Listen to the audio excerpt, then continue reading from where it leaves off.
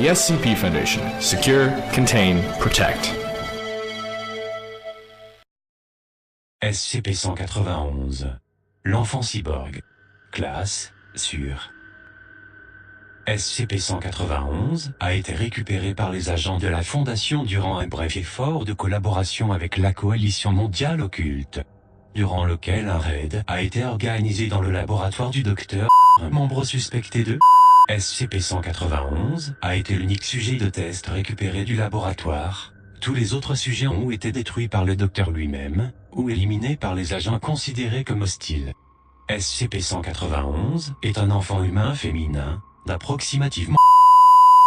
Elle est soupçonnée d'avoir été le sujet de tests de plusieurs chirurgies expérimentales exécutées par le défunt docteur. À première vue, SCP-191 a 80% de la moitié gauche du visage et du crâne, qui a été enlevé et remplacé par des matériaux non organiques. Avec les yeux et les oreilles remplacés par un système d'émetteurs-récepteurs complexe permettant de recevoir et de transmettre les données non seulement visuelles et auditives, mais un large spectre de radiation électromagnétique s'étendant de la radio basse fréquence à des rayons gamma de haute énergie. La mâchoire inférieure, les dents, et le larynx ont été enlevés et remplacés avec... L'ésophage a été dévié jusqu'à un orifice artificiel à l'arrière du cou, tube d'alimentation, et la trachée déviée directement à un dispositif de filtration d'air. En raison de ces modifications, SCP-191 est incapable de parler, bien qu'il ait été occasionnellement reporté des appels de détresse au travers d'une respiration rapide. Un dispositif d'entrée-sortie a été placé dans l'avant-bras droit, remplaçant l'os du radius et du cubitus. Le dispositif contient des interfaces pour une variété de formats modernes et dépassés, incluant l'USB, port Ethernet, FireWire, aussi bien que cette autres interfaces, ne correspondant à aucun format connu. Le dispositif peut être accessible en tirant la peau au-dessus du bras droit comme un manche. Un tableau de processeur 24 corps a été implanté dans le cerveau, qui traduit la saisie de tous les composants artificiels, permettant essentiellement à SCP-191 de lire et d'écrire des données informatiques sans l'utilisation d'une interface externe. La communication interne est effectuée par des câbles de fibre optique implantés à travers les cellules gliales et le système nerveux tout entier. Les dégâts au tronc cérébral et au cervelet en raison de la procédure d'implantation ont sévèrement endommagé les capacités motrices de SCP-191.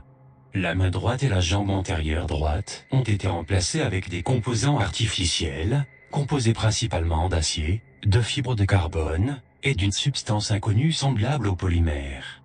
Les morceaux de tissu exposés sont sensibles aux blessures et infections, en raison du tractus spinothalamique endommagé. SCP-191 a réduit la sensibilité à la douleur et à la température dans ses membres.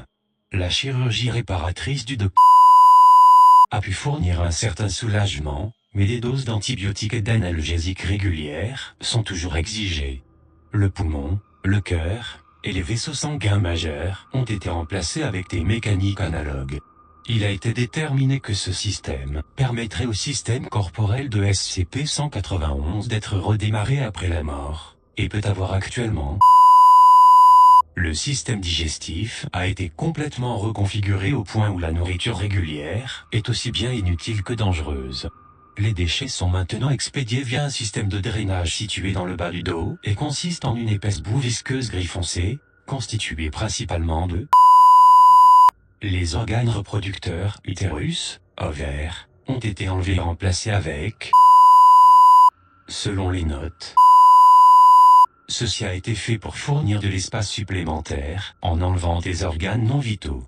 Une thérapie hormonale a été proposée pour neutraliser les effets à long terme des glandes manquantes. Cette proposition est sous examen, en attendant l'analyse de complications possibles en raison de... mais également 15 autres modifications à but inconnu. Face à ce constat, et l'intégration au hasard des composants utiles, on estime qu'ils ont été exécutés simplement pour tester la viabilité de telles procédures sur d'autres sujets. Les investigations sont en cours pour savoir si le docteur avait l'intention de... À l'heure actuelle, les théories sur le but derrière ces modifications sont au mieux spéculatives, comme le docteur est mort durant le raid dans laquelle a été retrouvé SCP-191, et les seuls rapports de survie de ces recherches sont uniquement un carnet à moitié brûlé, qui a été retrouvé, comportant principalement des notes énigmatiques sur un objectif plus élevé. Rapport du Dr Glass. Les fichiers audio ont été modifiés pour la sécurité du personnel. SCP-191 a répondu assez bien au confinement. Elle est complètement docile et coopérative, et lorsque l'on interagit avec SCP-191, elle passe la plupart de son temps à rester assis ou recroquevillé en position fétale. C'est peut-être un signe de détresse, mais il est plus probable que cela soit pour le confort physique, comme les mouvements et postures corporelles sont difficiles. L'acuité mentale est discutable. Bien qu'elle soit capable d'analyser et de communiquer des données assez rapidement lorsqu'elle est liée physiquement à un système d'ordinateur, elle semble incapable de suivre une conversation avec des humains, sauf si l'interlocuteur parle doucement et utilise des mots simples. Les tâches complexes sont également impossibles sauf si elle est guidée à chaque étape. Son humeur semble cohérente, bien que quelque peu impénétrable. Elle est continuellement affectée de mélancolie, ne fera pas de contact visuel sans y être invitée, et toute tentative pour induire une humeur joyeuse ou humoristique se sent avérée stérile. Cependant, elle ne montre aucun signe de détresse mentale, et déclare à travers l'interface de l'ordinateur qu'elle se sent bien. À ce jour, SCP-191 n'a pas demandé l'accès à ou information sur quelconque connaissance qu'elle avait avant son enlèvement. Procédure de confinement spéciale, SCP-191 est actuellement logé dans une pièce de 6 mètres sur 6, au site 17. À ce jour, SCP-191 n'a fait aucune demande pour du mobilier ou une distraction. Le mobilier actuel comprend un futon en bois avec un coussin de 15 cm sur 6 et des draps en coton classique. Tous les draps doivent être stérilisés chaque matin selon les procédures de base. Le rembourrage du futon sera remplacé tous les 6 mois, et l'ancien rembourrage sera débarrassé durant l'incinération.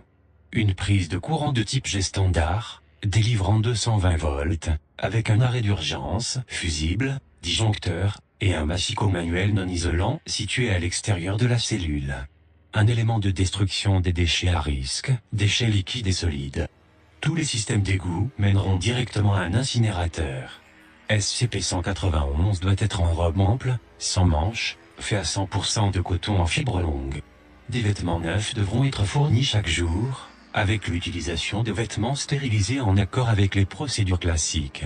Le bain doit être fait une fois par soir, dans un bac rempli avec un mélange d'eau et de bicarbonate de soude. La nourriture, sous la forme d'une solution saline stérile avec supplément de vitamines, minéraux, antibiotiques et d'anesthésiques légers, doit être apportée 2 fois par jour par injection dans un tube métallique localisé dans la base du cou.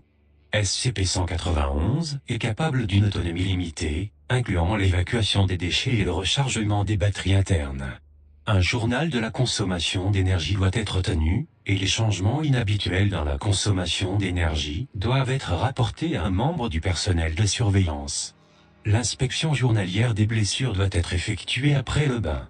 Si SCP-191 a besoin de soins médicaux, se référer au document 191 alpha, besoins médicaux spéciaux, et 191 alpha supplément, réparation des composants non organiques, avant l'administration des soins.